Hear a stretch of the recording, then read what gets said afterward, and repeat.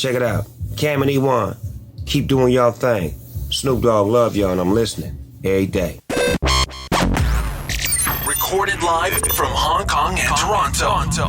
Let's go. This is the PR and Law Podcast. The PR and Law Podcast. Turn it up. With your hosts, Cam McMurchie and Ewan Christie. Welcome to episode number 21 of the PR and Law Podcast. I'm your co-host, Cam McMurchie, along with Ewan Christie. Only Snoop Dogg is allowed to call me Ewan, Cam. How are you? Ewan is an employment lawyer and partner at Duntroon LLP in Toronto, Canada, and his firm's online at duntroonllp.law. I'm a PR guy based in Hong Kong and publisher of the Digital Bits PR and Communications newsletter, and you can sign up for that at digitalbitspr.com. If you enjoy the podcast, please tell a friend, and you can follow us on LinkedIn, Twitter, Instagram, and Facebook. Account name PR Law Podcast, all one word, PR Law Podcast. And you can also subscribe to our YouTube channel or SoundCloud not to miss an episode. Lastly, please, if you've got questions for us, let us know. You can post them on social media with the hashtag PRLawPod, and we'll answer them in a future show.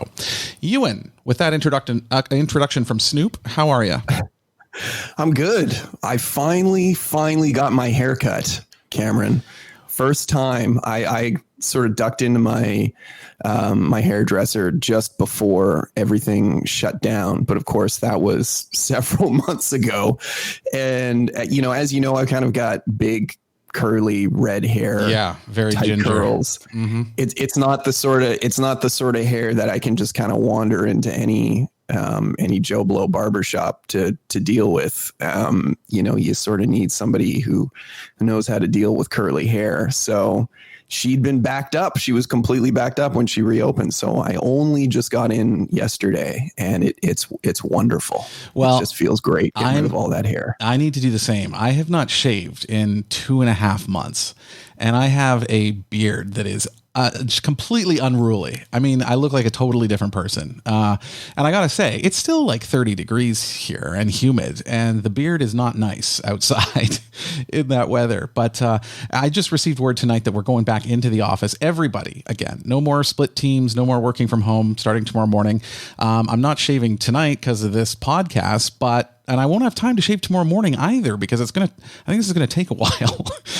So I'll have to save it for Tuesday. But yeah, I'm gonna enjoy it when I'm cleaned up as well. Well, I've seen the photos, and it is a formidable beard. Maybe you should share a shot with our listeners. But I can attest to the fact that that's not going to be a quick 5-minute trim. That's going to take you some time and a few different tools, I think, as well. You might need some garden shears. This has been just an insane news week. There's a lot of stuff that happened this week, and even from a PR perspective, there's just so much to talk about. So we want to try and keep it focused and keep it moving. I mean, obviously the biggest news was the shooting of Jacob Blake about a week ago now, and the video, of course, that surfaced of that. He was shot 7 times in the back as he was reaching into his car, and his 3 sons were in the car and watched him get shot. And there's some debate over whether he was reaching for a knife or had a knife in the vehicle, or there was no knife at all. It looks like there's some sort of conflicting narratives about that.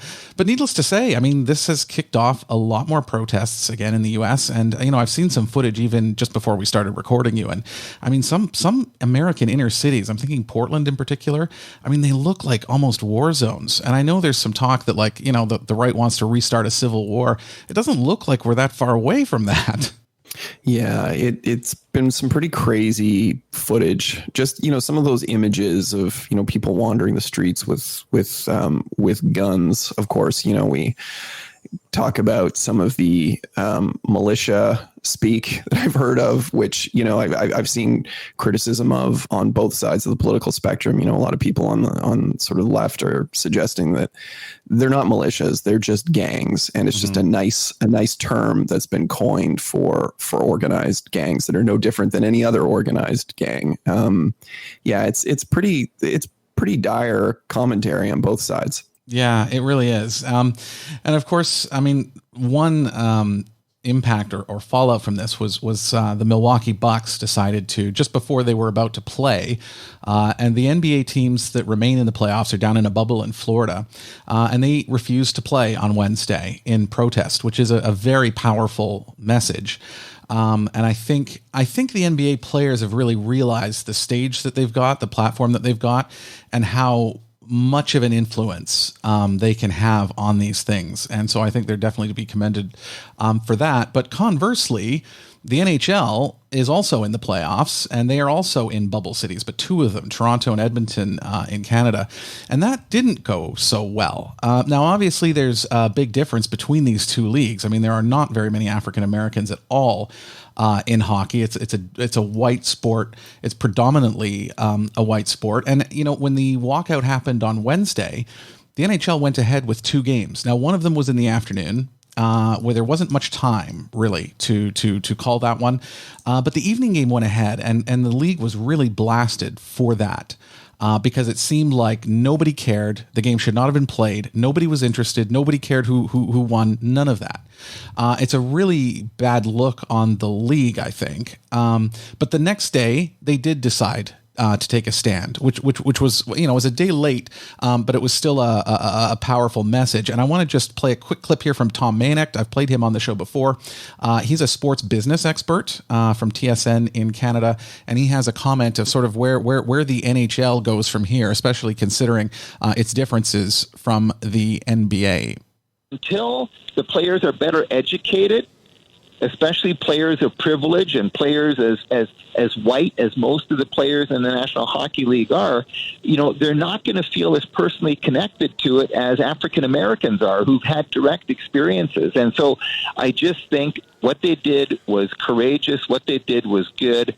It was a day late, but I still think it'll set the stage for the NHL to be, let's say, more comprehensive in this area. There's one thing I want to say here from a PR angle, Ewan, which was once the NBA players walked out, the NHL league said, we're not going to do anything. It's up to the players, up to them if they want to take some sort of action. And I felt like that was really passing the buck in a very negative way. It was not showing leadership in any way, shape, or form. The leagues are very different. But, you know, it's interesting when there's any other issue that's happening, the league likes to step in and take the lead. But something like this, they just fell behind, and it was not a good look. Yeah, you know, I feel like we beat up on the NHL a lot on this show, but again, I mean, this is just sort of another one of those examples of, you know, the ongoing branding issue of the NHL, and they just completely continue for whatever reason to mess up situations that they really could come out on the right side of. And again, to your point, better late than never, right? So they came out eventually and did it. But again, this is just yet another example that sort of demonstrates that the NHL is sort of out of touch with the cultural zeitgeist at the moment. And they really, really need to do better. Yeah. And I think the comparison is fascinating to me because, I mean, basketball, you need a ball and a hoop, really. Like, it's very available for people to play. I mean, but as you're aware, hockey is it's a almost a wealthy sport now, or a sport for wealthy people. It's incredibly expensive Absolutely. to play. So it's naturally going to have sort of a class issue, I think. And then obviously with the league being predominantly white, it's different. I think, I mean, you can't, in some level, you can't expect the white players to come out and say that this is an issue that has affected them directly, because it has not, probably, for the most part. But they also have a powerful platform to come out and say, even though this is something we could put our head in the sand about, we're not going to, because we do have African American players in the league, people in their families, you know, friends, cities they play in, and that it's important regardless. So it was nice to see them to at least do something. Well, and also, again, it sort of presupposes that one needs to be black to take issue with systemic discrimination and racism, be it, you know, from the police, in the workforce, in the education system, what have you. And of course, it doesn't. And really, when the only way you're going to see any significant form of progressive substantive change around these issues is when all parties are at the table and all parties are involved in addressing the problem. The other big item that happened this week was the Republican National Convention. Ewan, we talked last week about Barack Obama's speech at the Democratic Convention, which we both praised. I didn't catch much of the RNC. I did see the photos of the White House and the Trump-Pence big monitors there, which was, like, honestly, that was a little difficult to stomach, just because normally the government and the parties are kept quite separate. It's the first time that's ever been done. First time that a Secretary of State has ever spoken at a convention as well. So there is an intentional mixing of sort of U.S. power with President Trump himself. And it was also different in the sense that there was part of it that had a live audience and part of it did not. Some of it was taped, just like at the Democratic Convention. And one speech in particular was from Kimberly Guilfoyle. I think you probably are familiar with her, Ewan. I think she was a Fox News pundit for a while. She's the former wife of the California governor, Gavin Newsom, and she's now the girlfriend of Donald Trump Jr. So she's really kind of swapped parties there, going from a California Democrat to a Trump Republican. But she was one of the speakers last week, and I'm just going to play a quick clip of what she had to say. President Trump is the leader who will rebuild the promise of America and ensure that every citizen can realize their American dream. Ladies and gentlemen, leaders and fighters for freedom and liberty and the American dream, the best is yet to come. Did you catch that? Yeah, I had to turn my headphones down there. That was just really, really loud. It's very loud.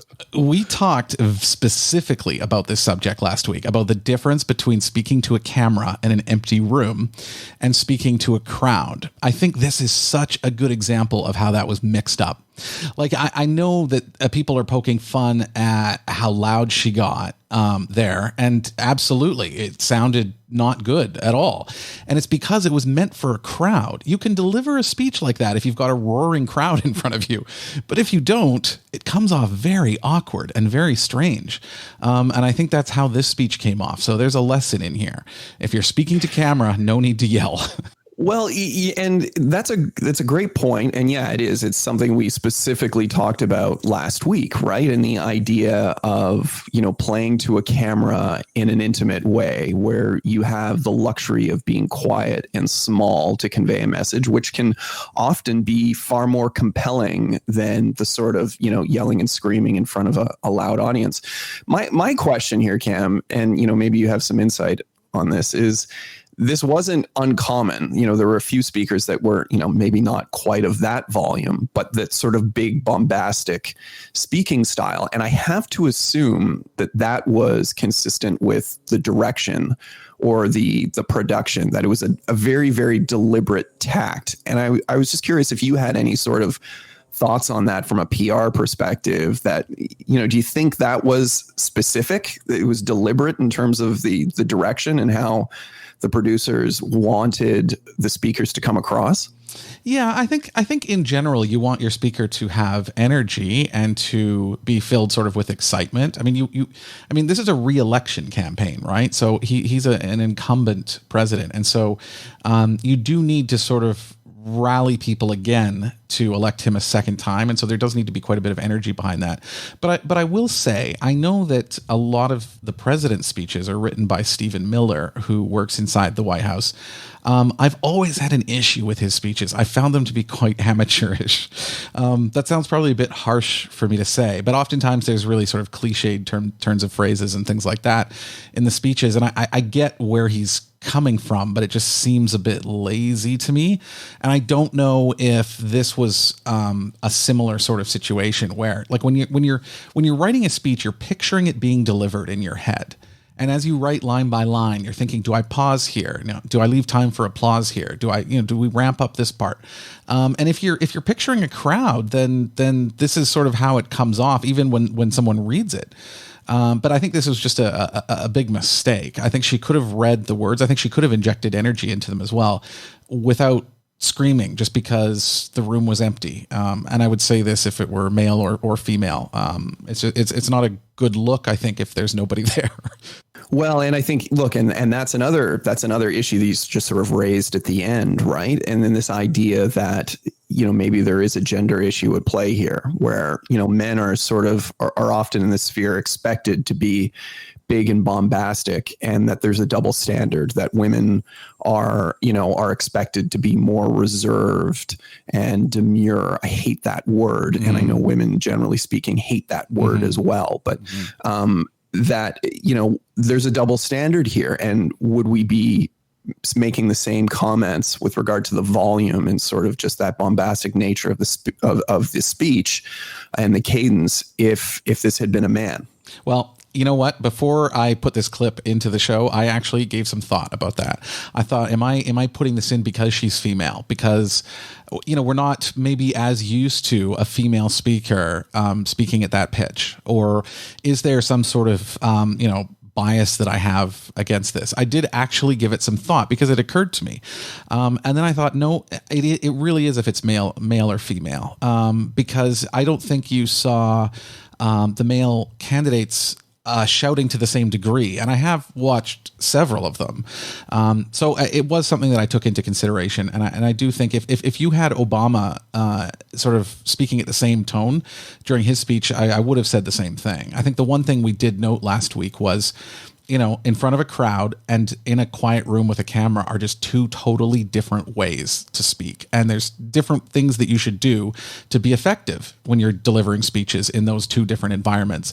And I really thought Guilfoyle was a perfect example of sort of that mismatch. This is one of those issues where I wish we let's invite the listeners to sort of chime in. Some of our some of the women that listen to the show to get their take on that. If they could send some questions or some comments around this, I'd be very curious to get that perspective, because I do think that double standard exists. Absolutely. Whether or not it was at play here, I guess is up for debate. But I did find it sort of interesting that so much of the commentary on Twitter focused on this particular speech and the style. And again, it just occurred to me that at the time, would we really be speaking this way? And would there be this much sort of snickering, which there was a lot of snickering around this if we were talking about a man and not a woman. Continue the debate with us on social media. Join us on LinkedIn, Facebook, Twitter, and Instagram at PR Law Podcast. All one word, PRLAW Podcast. Send us your questions now by email to askus@prlawpodcast.com. That's all one word. Ask us at prlawpodcast.com or on social media with the hashtag PRLawPod. That's hashtag PRLAWPOD. So, Cam, I wanted to talk about, this is kind of interesting. It was an amendment to the Virginia Human Rights Act, and they amended the act to address issues of, discrimination around hairstyles. And this is something we're starting to see more and more of. And we're talking about specific protections, including prohibiting discrimination based on hairstyles on the basis of race, related to race. This is the idea where we typically have seen sort of legislation like this. What's an example? Again, let me address it this way. So Virginia isn't the first state to do this. They're actually the fourth state now to ban hairstyle discrimination. California, New York, and New Jersey passed similar legislation prohibiting discrimination in both the workplace and schools on the basis of hairstyle.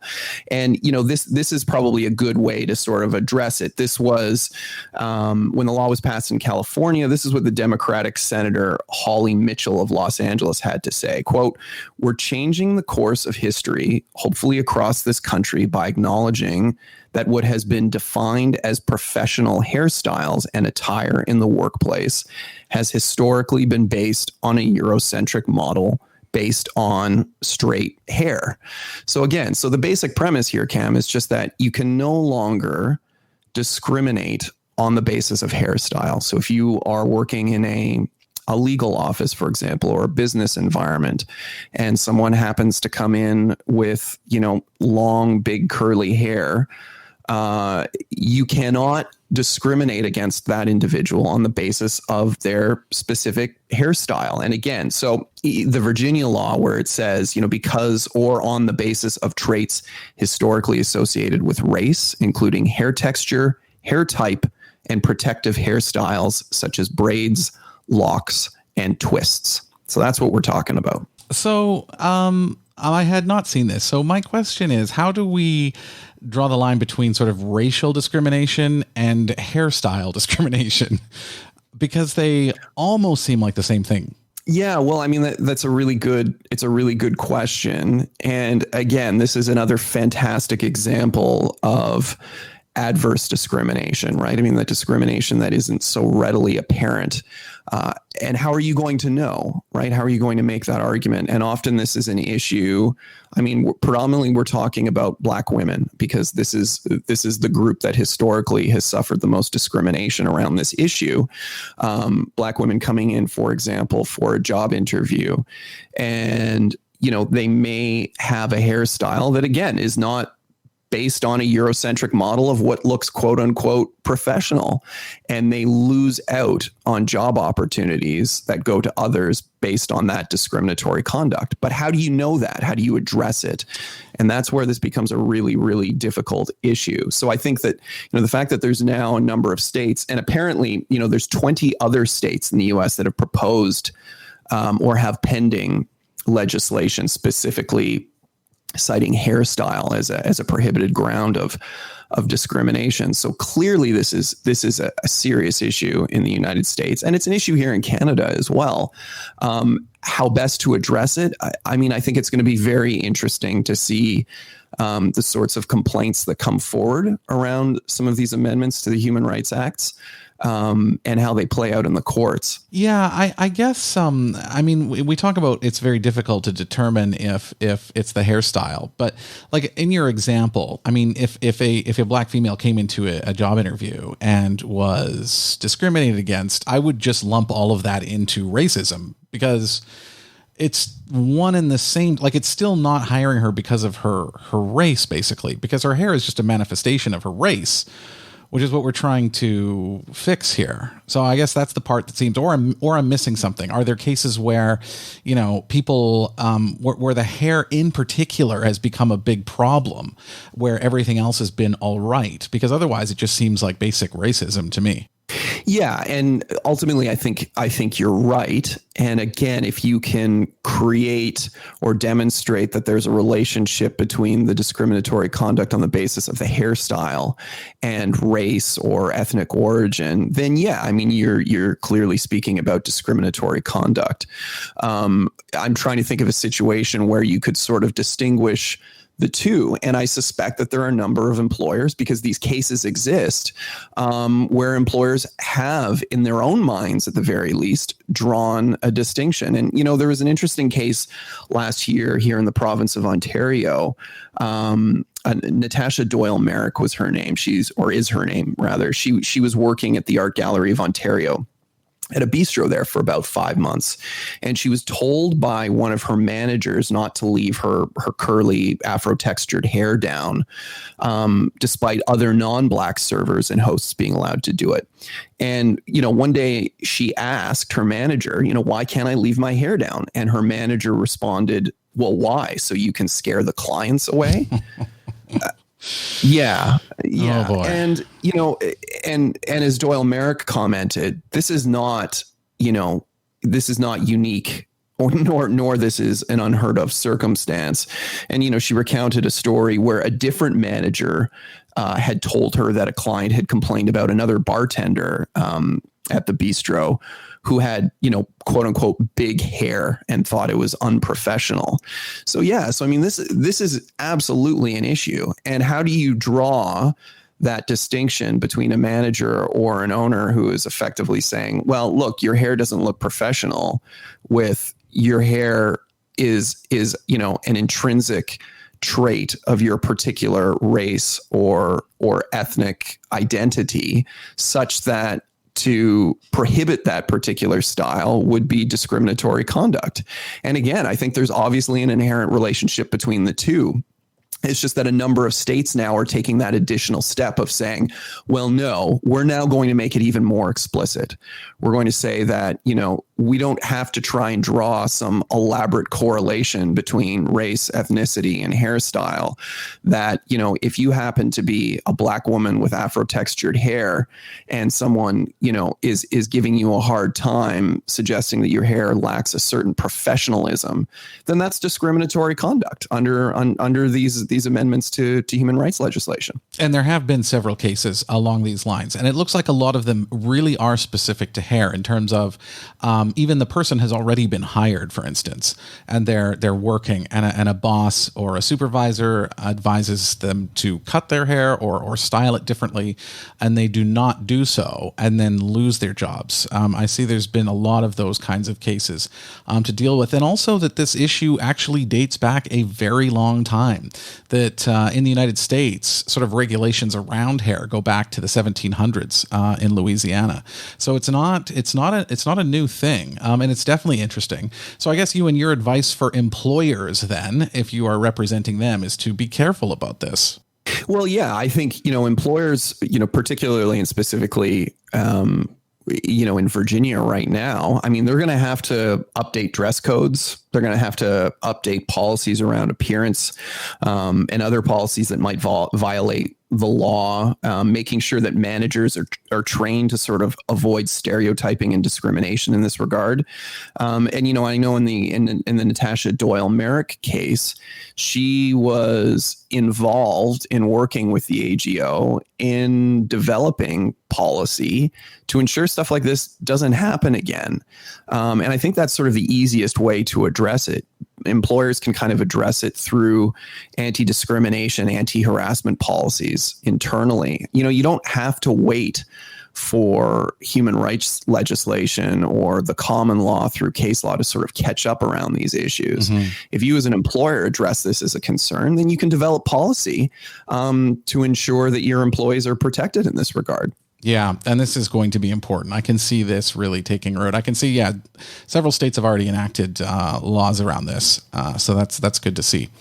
Anything else on this you want to add, Ewan? Well, just notably that this isn't just for the workplace. This also addresses issues in the education system in schools. Now, I'm not certain that this would apply in the specific Virginia case. I can't see why it wouldn't. If you're amending the Human Rights Act, then presumably that would apply in all environments, in schools, in the workplace as well. But that's something to keep in mind too, that this is certainly a prominent issue in the education system in the United States and here in Canada too.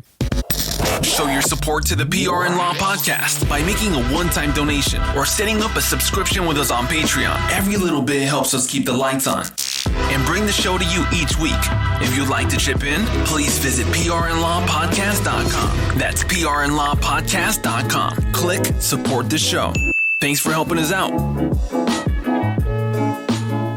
So in light of the protests happening in the United States and yet another Black person shot by law enforcement and killed, obviously, I mean, this is still a huge issue, not one that's still circulating in the background, but still very much front and center, top of mind, the number one item that companies and people are dealing with, in many cases, even above COVID-19.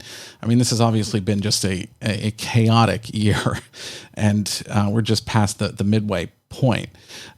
So I want to talk about what companies can do, what they should do in these situations. There was an excellent article in Business Insider this week where Latoya Evans basically gave some advice. She's a communications and PR expert who has worked with a number of companies like IBM, Bank of America, those kinds of firms, and she has her own PR agency now. And she gave some of her thoughts on how companies should handle this sort of thing. So I just want to go through a couple because I thought they were quite good. And I think the first one is one that I also tend to drill home, which is you cannot wait too long before saying something.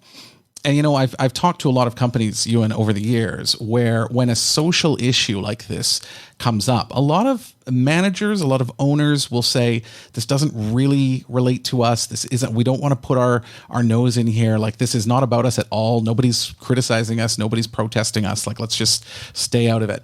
That is absolutely the wrong thing to do. Especially in such a polarized environment like this one. So Latoya says, I think there's a danger in staying silent for racially charged events simply because, at the very minimum, employees want to know that they are supported and that they are safe in their work environment. And I think that's big because whether you issue something externally or internally or both, which I think is the best way to do it, I think this is also a good way to signal to your staff that you are aware of what's happening and you get it. And by putting out sort of a public statement, it's also sort of a secondary benefit is that the staff also hear that. Yeah. And I think the key here, Cam, is you have to do both, right? So what's unfortunate is there's been a lot of companies, and again, I'm not talking about the great big sort of multinational corporations. I'm predominantly speaking about smaller and mid-sized businesses who sort of want to hop on this bandwagon for, you know, the PR benefits in doing so, and they're issuing public statements or tweeting or, you know, generating ads saying, you know, we support this and we support that and we're acting in solidarity with this group and with that group. And that's all well and good. But the reality is that if you don't have internal policies in your company that reflect those messages, then they're just hollow, right? And don't think for a second that employees aren't keenly aware of this stuff. You know, and I've certainly had a discussion with a client a couple of weeks ago around precisely this issue. This was an individual who felt that the corporate culture internally at the company was far and away from the messages that they were circulating externally in terms of Black Lives Matter and solidarity with visible minorities and equity in the workplace among persons of color. And her opinion was that internally, there was nothing to suggest that this was a concern of the company in terms of their hiring practices, in terms of their policies and procedures manual, and that really it was just empty, hollow action in terms of trying to attract some business. You are absolutely right, Ewan. You've jumped ahead. Actually, that is a point in here. So I'm going to touch on that. Sorry. No, that's good. That's good. I'll touch on that in a bit. I think the second big point that she mentioned, even though we said, you know, don't wait too long, you do have to consider timing to some degree, because obviously, especially in issues like this that are so charged, and that there are people on both sides who are deeply entrenched on those two sides and who are likely to see everything through their own lens, you don't want to jump into it too quickly before you really do understand what happened. But there's a difference there. You don't want to wait for every fact to come out either. And this is probably where a PR person helps, because this is a judgment issue. This is very difficult to say to a company, you know, speak within 1 day or don't speak within the first 24 hours or wait 48 hours, because it's different. It's different each time. It really depends what the event is, how much coverage it's getting. Does it affect your staff or not directly? You know, things like that. So you do want to make sure that you at least have sort of the real basics down. And Latoya says here, this is her quote, "Even in the current situation where people are trying to understand, process, decipher what information is out about the Jacob Blake case and the situation and the protests and all of the different things it spawned since then, it's still good enough for companies to note, hey, we have your back, we're supportive of you, and we understand this is a trying time," because employees ultimately want to hear that they're heard, they're valued, and that their lives matter. And I think that was quite well said. Yeah, you know, you're right. I mean, you've got to say something, and obviously, if you want as a company to sort of address this through policy and procedure manuals, that stuff takes time, right? So you may not necessarily want to wait the weeks and months that it's going to take to develop that internal policy before you speak out as a company. And I think you're right. You got to get out ahead of it. You've got to make some sort of statement that demonstrates that you're there for your employees, that you're conscious of these issues, and that you're prepared to protect them and assist in any regard around these issues. that's sort of best practice. And I wish that there were more companies that were doing that, and as opposed to just sitting back and saying nothing. The third one, which I actually kind of think is the biggest one to me, this is the one thing that I would focus on the most, which is really acknowledging the emotions and showing empathy and sort of an understanding of what has happened in the lives of the people that work for you as a result of the crisis or of the news or whatever event happened.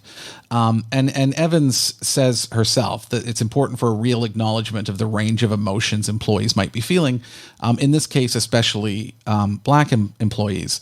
And I have to say, Ewan, like it's I think as a company, it's not, I don't advise sort of coming out with fiery language on one side or the other. I mean, basically you want to come out and acknowledge that this is a difficult time. Like a lot of people are struggling here, and sort of take it from that perspective and work through the issues. And so there is one company in Wisconsin that did write this to their staff. So here's an example of what one company has written. Quote, "These are challenging times for our community and our country, and I want to take this moment to reiterate to our Black and brown employees that we are with you and we support you." Again, that's very simple. That's a very simple sentence, but it doesn't need to be complex. It doesn't need to be convoluted or flowery. It's a direct statement. And those kinds of things usually help people understand that the company, they get it. It's really important that your employees think you get it. Yeah.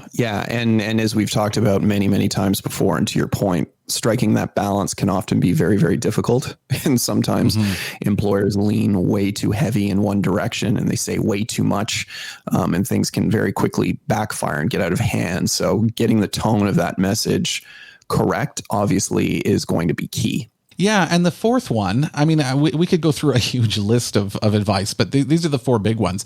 And this is what you just mentioned, which is outline or mention some action to be taken. And I actually feel like this is something relatively new in the last 2 years, maybe, that statements of support were enough before, standing shoulder to shoulder, those sorts of statements. That is just not enough anymore. And I think we saw this with the NBA players as well. Just making a statement is enough. There has to be some action. There has to be some follow-up. There has to be some way to show that you're living out the values that you're espousing, that you're taking actions on the things that you say you care about. And those really are critical. And you mentioned, Ewan, it might take a long time. Maybe they don't have, a staff function set up for this, or maybe no group to deal with these sorts of things. Yes. Or policy. That's okay, as you mentioned, but say we don't have this today, but we're going to build it. This is a priority for us, and we're convening these people, to take a look at the best way we can do this. And I think just being open and transparent, even if you're not finished, even if you don't know what it's going to look like at the end, just be transparent that you care and you started the process, because I think that can be very powerful for your employees to hear. Yeah, for sure. I mean, it's something I saw earlier this week around precisely this issue, which was somewhat encouraging. There are a series of leading law firms here in Canada that have signed it's called the Black North Initiative Law Firm Pledge. And this, it's the series of law firms that are attached to this are effectively the biggest, most prestigious law firms in Canada.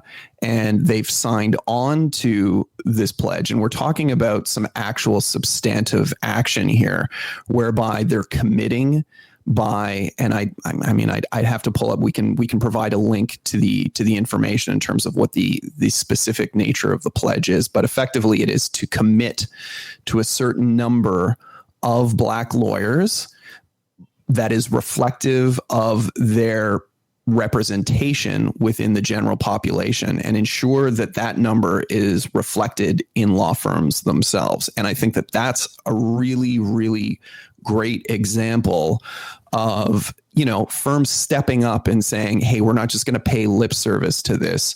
We are committing to specific hiring goals by a particular date to ensure that representation issues are addressed. Yep. And we would always tell clients too, whatever you're going to do has to be tangible and measurable.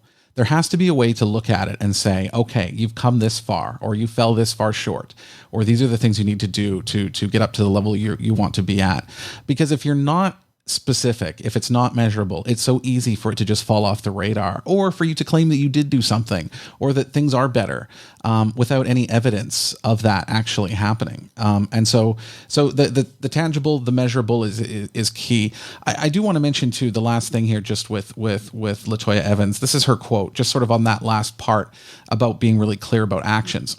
She says, quote, "It is completely acceptable to say that you don't have all the answers and that you don't have the solid plans, but that you're working to listen to employees and are working to figure out what the plan is. It's also completely fine to bring in outside advisors for this as well, who are specialists in this area of diversity and inclusion to develop a plan." And I think that's also a good point. I think bringing somebody in also gives it that veneer of a little more credibility of the company not thinking that it has all the answers, and I think that can also be quite valuable as well.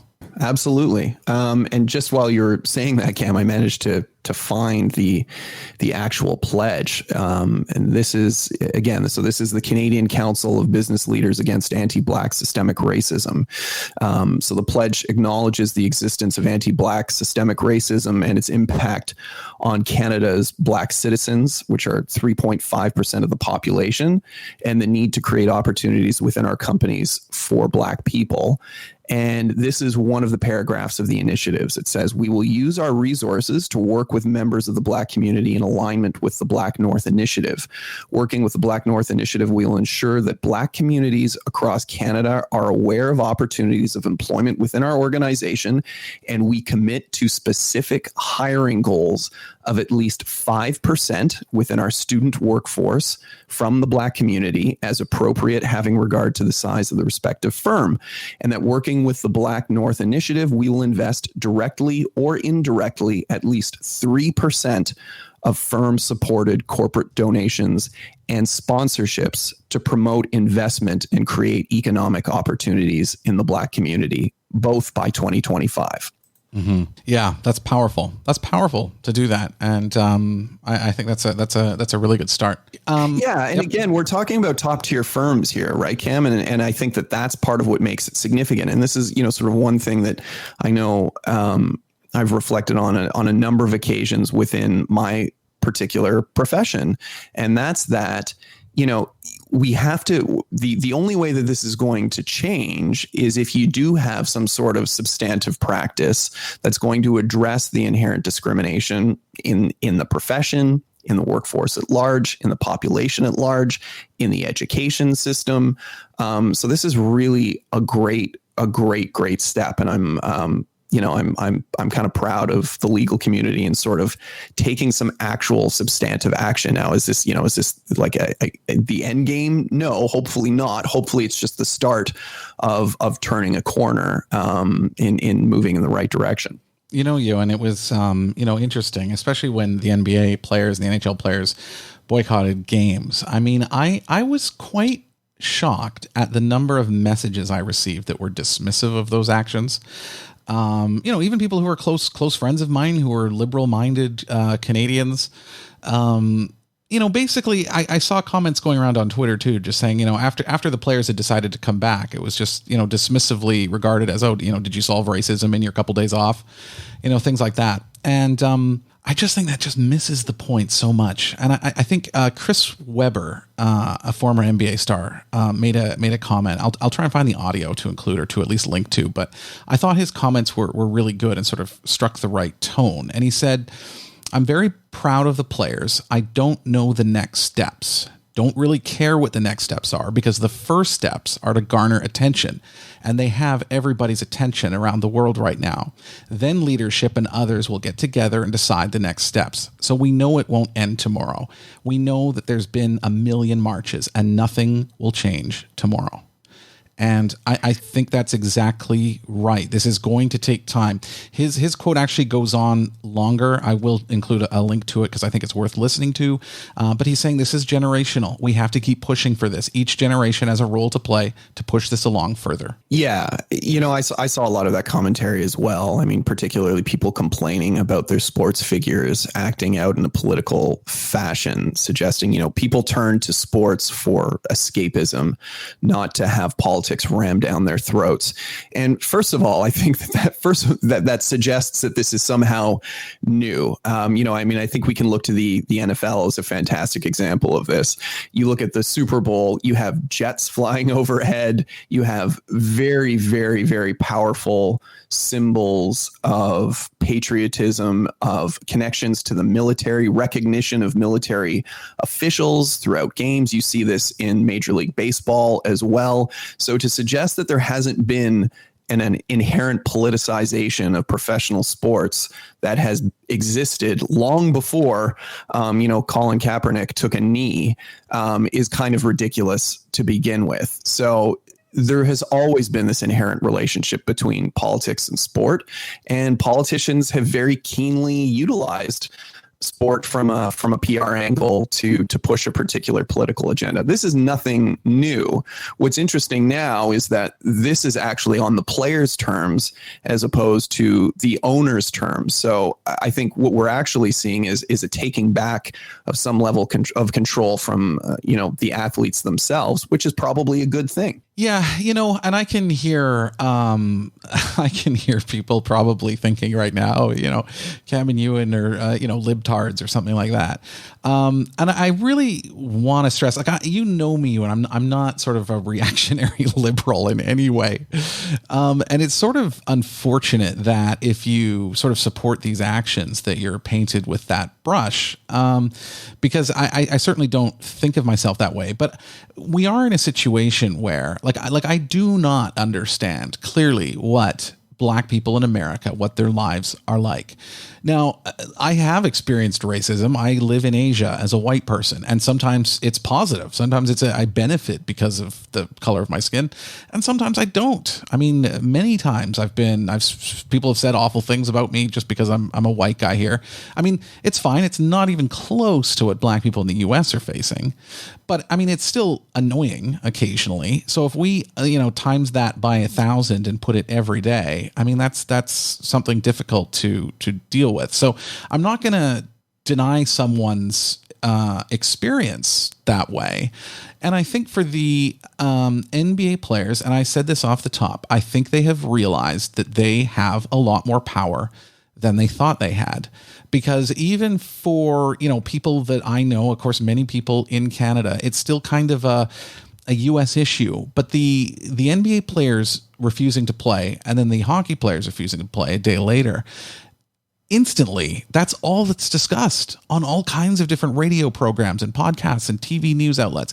It does bring a lot of attention to the issue that would not have been there if those actions were not taken. So in my view, they set out to draw attention to this, and it was successful based on the coverage and the conversations that resulted. I mean, absolutely.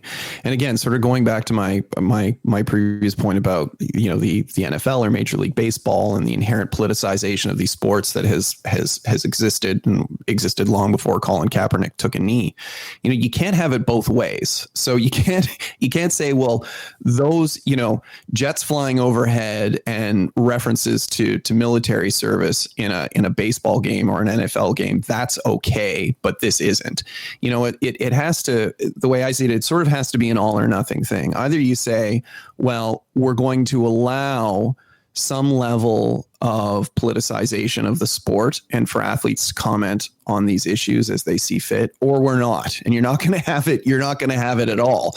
But I think we've turned a corner on that issue now, such that even if, some sort of broad edict was to be issued saying there will no longer be any politicization of any sport. I mean, the genie's out of the bottle here. Athletes have learned that they do have a powerful platform and that they can affect substantive change when they utilize that platform. And I don't think that this is just going to disappear overnight. I think that this is something that's going to be present going forward on any number of political issues that individual athletes or collective athletes may feel a sense of attachment to. Wait a minute. Check this out. Whoa, hey, check this out. No, wait, hold on, check it out. I want you to check this out. On the PR and Law podcast. All right, Ewan, what have you got for this week? Well, this isn't a particularly cheery subject, Cam, but I think it's important, and so I wanted to address it on the show. And I'm sure you saw that, Chadwick Boseman just died. I did. At 43 years old. For those who, might be unfamiliar, and I don't know how you could be unfamiliar with Chadwick Boseman, but he starred in Black Panther, the Jackie Robinson bio 42, and the James Brown bio Get On Up. And, the actor, he was diagnosed with stage 3 colon cancer in 2016. So, I mean, he would have only been 39 years old at the time, and it eventually progressed to stage 4. And that's what I actually wanted to talk about, Cam, because in one of the obits that I read on Boseman, there was a lot of talk about issues around colorectal cancer. And again, I understand that this isn't necessarily something people want to hear about, but I think it's important because I had no idea that, according to a study by the American Cancer Society, colorectal cancers, which include colon cancer, are the third most common cancer diagnosed in men and women in the US and the second most common cause of cancer death. And what's really, really concerning here is that while rates of the colorectal cancer is dropping among people who are 65 and older, it's been rising in adults under the age of 50. And a 2017 study published by the Journal of the National Cancer Institute found that people younger than 55 are 58% more likely to be diagnosed with late stage colorectal cancer than older people. And this is largely due to the delayed follow-up symptoms, which can, be present for years without people recognizing it. So, I raise this issue, Cam, because, people need to go and get screened at a younger age, clearly. This was something that I hadn't necessarily thought of. So I hope that can maybe be a positive that comes out of Chadwick Boseman's death, that, more people become conscious of this issue and go and get themselves screened. Yeah, that is very well said and very good advice as well. It's interesting too, as I get older, and I mean, I just went into my 40s. I have started thinking about these things. I'm now getting to the age where I probably should get checkups a little more regularly. I mean, I'm the kind of person who goes years without visiting a doctor. And that's, not advisable anytime, but a little more understandable, I think, when you're younger. But yeah, some of this stuff, if you can detect it early, it's a real blessing. Yeah. So to that point, just before we switch up, here's some early warning signs, because if people are thinking, okay, so and how do I know? How do I know if I'm at risk? So early warning signs, which often appear in your 30s, are things like stomach pain, gas, unusual bowel movements. So again, these are precisely the sorts of things that people could misconstrue as just basic stomach issues, without addressing sort of root concerns. And environmental, genetic, lifestyle factors. These are things like obesity, type 2 diabetes, inflammatory bowel disease, a high diet in red or processed meats, smoking, and a family history of these issues. So, the good news here, Cam, is that colon cancer survival rates are about 90% when caught in the early stages. So again, all the more reason, go see your doctor, get yourself screened, and make sure everything's okay. Yeah. As I said, good advice. I also want to touch on an issue that's also not positive, I think. There's just so much negativity going on in the world. I was kind of hoping to put sort of positive escape sort of things in this last segment, but I think this week there's just some serious things going on. Sorry to have ruined that for you. Yeah, that's fine. I'm going to do the same thing. The Atlantic has just launched a series called "I Moved on Her Very Heavily." Which, if you'll recall, that was some language used by President Trump in the Access Hollywood tape before he was elected. And I'm not sure if you remember Ewan, E. Jean Carrol. She was actually an advice columnist for Elle for a very long time, like multiple decades. So she was quite well known. But a couple of years ago, after Trump was elected, she published an article that talked about how Trump moved on her and raped her in a Bergdorf Goodman dressing room, a changing room in New York City. And it's a difficult read about what she puts in there and sort of her life and her interactions with Trump. And I will find the link to the original article that she wrote, which was a couple of years ago, which I have not forgotten because I found it quite powerful. But she's also the author of this new series, and they are interviewing people who say that President Trump moved in or moved on them. And the first person up is Natasha Stoyanov.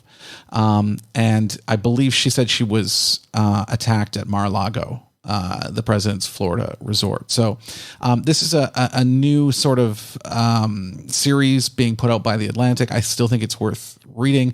I know people are dealing with racism and things like that right now, but the Me Too movement is still important to think about and to keep top of mind, especially as we go into the election in a couple of months. Absolutely. Yeah, absolutely, Cam. I'll check that out for sure. Awesome. All right. Well, anything positive to wrap up, Ewan?